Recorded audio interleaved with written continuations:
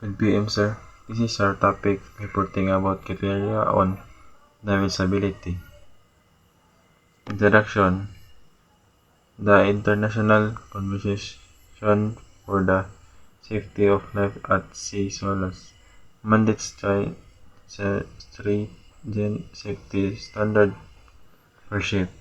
Chapter 2.1 focuses on the structural strength, subdivision, and stability on vessels. A critical aspect of this chapter is damage stability, which assesses a ship's ability to remain float and stable after sustained damage such as flooding of one more compartment. This report explains the basics of damage stability determination as it refers to SOLAS Chapter 2. The importance of damage stability.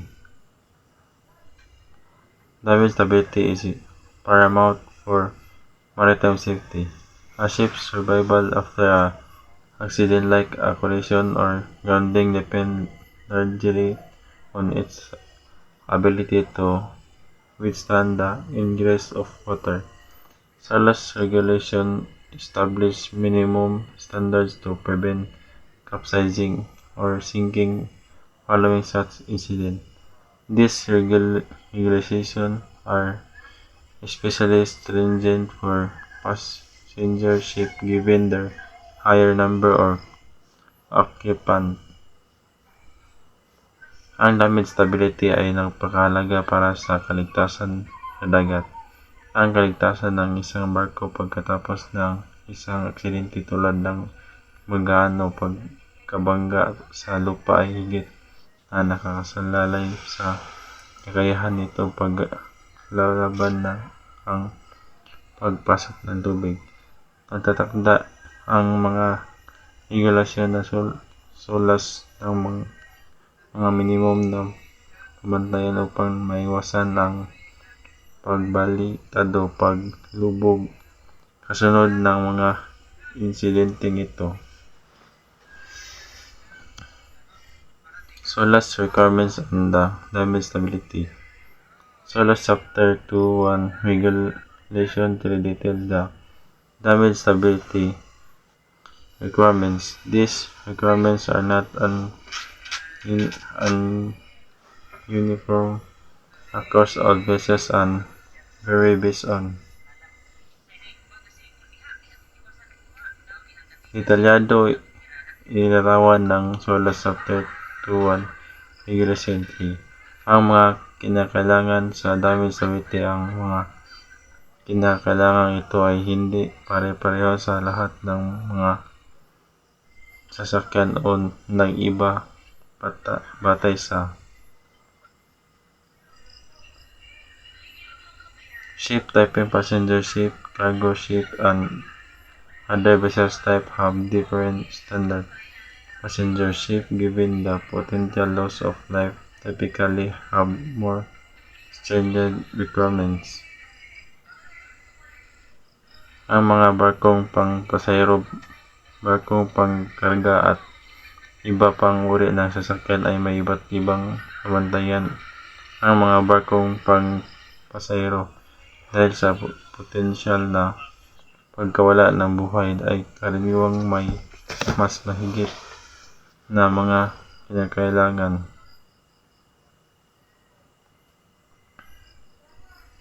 Ship size. Larger vessels usually face stricter criteria due to increased potential consequence of loading.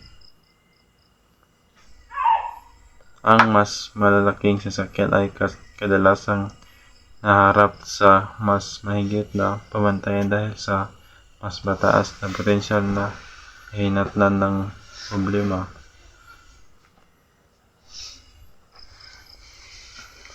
Intended service ship operation in harsher environment might be subject to more demanding damage stability rule.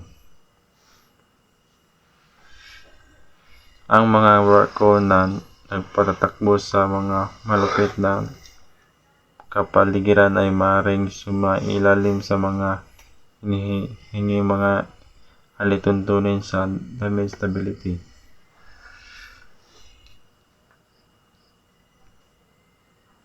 The assessment involved simulation potential damage scenarios, including assumed damage location, solar specific potential damage location and size based on the vessel's dimension and type.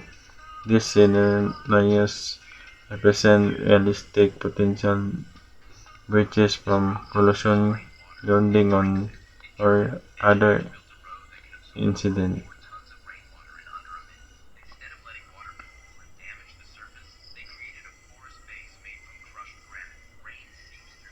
Inasahang lokasyon ng pinsala.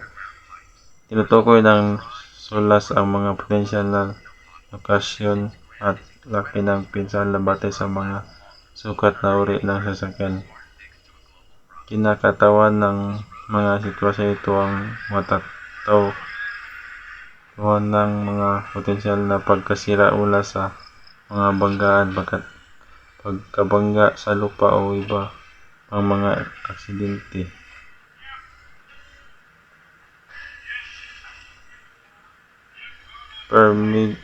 Permeability. The damage assessment account for the permeability of each compartment. Permeability describes the proportion of a compartment volume that would be actually filled with water in the flooding event. Different space engine room versus vs passenger cabin have verifying permeability value.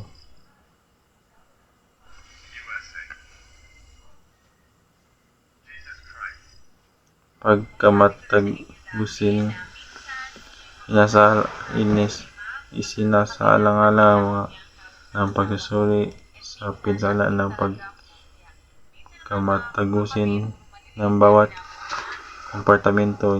Inilarawan ng permeability ang proportion ng dami ng isang kompartamento na aktwal na puno ng tubig sa isang pangyayari.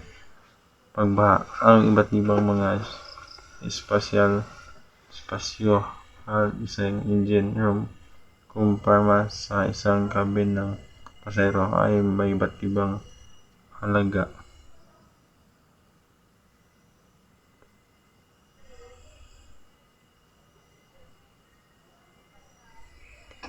Free surface.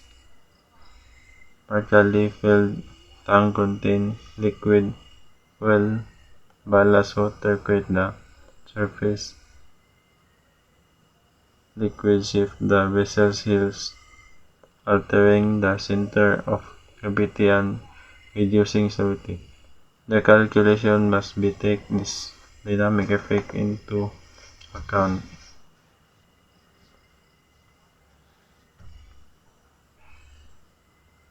Upang sumusunod sa SOLAS ang isang sasakyan ay dapat matutugunan ang mga tinutukoy na pamatayan higil sa nalalambing buoyancy, righting moment at anggulo ng pakikiling pagkatapos ng mga tinutukoy na sitwasyon ng pinsala. Ang hindi pagtugon sa mga pantayan o ito ay nangangailangan ng mga pagbabago sa desisyon tulad ng mga mas matibay na bukid, pinahusay sa compartmentalization o mga pagsasayos sa pamamahagi ng timbang. Method and calculation. Determining damage stability involves complex and calculation performance using specialized accepted aspect include ang pagtukoy ng damage stability ay nagsasagot ng mga komplikadong kalkulasyon na isinasagawa gamit ang mga version software kasama sa mga paggunahing aspeto. Assessing residual buoyancy. This involves calculation the determining buoyant volume of the ship after a defined compartment is loaded.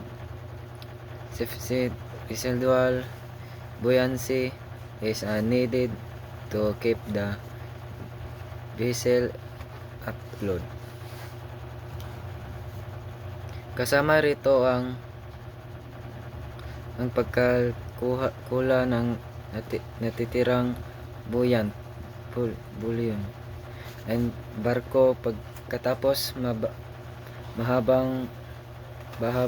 bahang ang nalalabing buoyancy upang magpapanatiling ang sasakyan ng nakalutang. Calculating residual righting moment. The righting moment is the first trying to steer the vessel to upright. After tilting, positive righting moment is needed for stability and active one decans and updatable cultivation. Ang righting moment ay nagpawirsang nagsisikap na ibalik ang sakyan sa patayo pagkatapos ng pagkiling na ang isang positibong righting moment ay kinakailangan para sa katatagan. Ang isang negatibo ay nagpapahiwating ng isang hindi matatag na kondisyon. Determining the angle of hail. The assessment calculates the final angle of a hail less after furthering cross solas and is limit on the maximum along blow angle of a hail to perfect capsicing. Kinakalkulaan ng pagsusuri na ang pagwakas ng angle ng pagkilis ng leads pagkatapos mangyari ang pagbaha na nagtatagda ang sulas ng mga meditasyon sa maximum na pinagpayagang mga anggulo ng pagkilig ng upang maiwasan ang pagbalita. Everything mayroong equilibrium. The assessment determines whether the flooded vessel will react stability. Equilibrium stand we right about confident factor. Tinutukoy ng mga pagsusuri kung ang nabahang sasakyan ay makakarating sa isang matatag ng balance. Isang nakikiling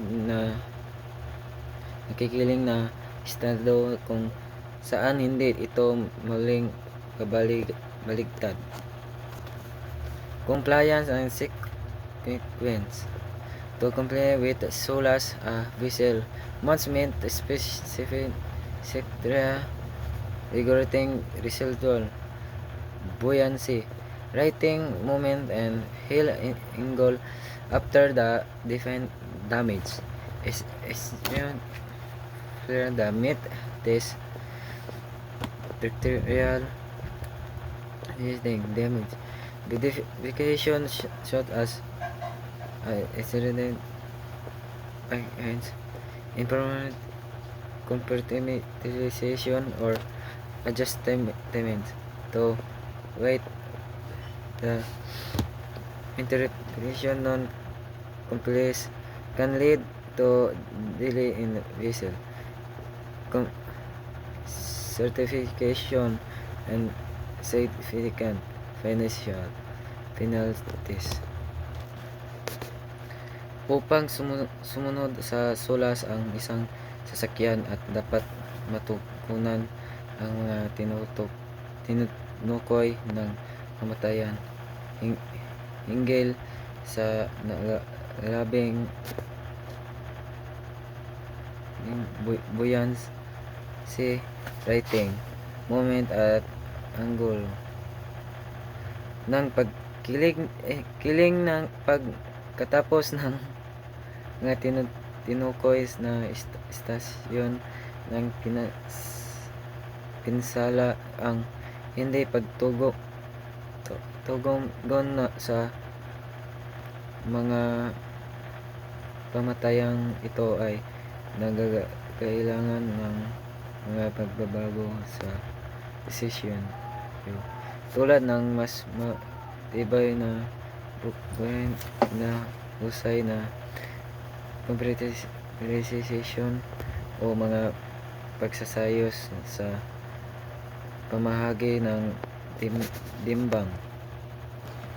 Conclusion: damage, stability, cement, and critical component of shape, design, and safety verification and involves complex calculation and analysis based and defined SOLAS requirement and damage selection meeting. This is integral and crucial for ensuring that vessel can survive damage in separating life and preventing environmental damage. This application represent an consideration effort to enhance maritime safety and environment, the design and evaluation of ship agility. That's all. Thank you, sir.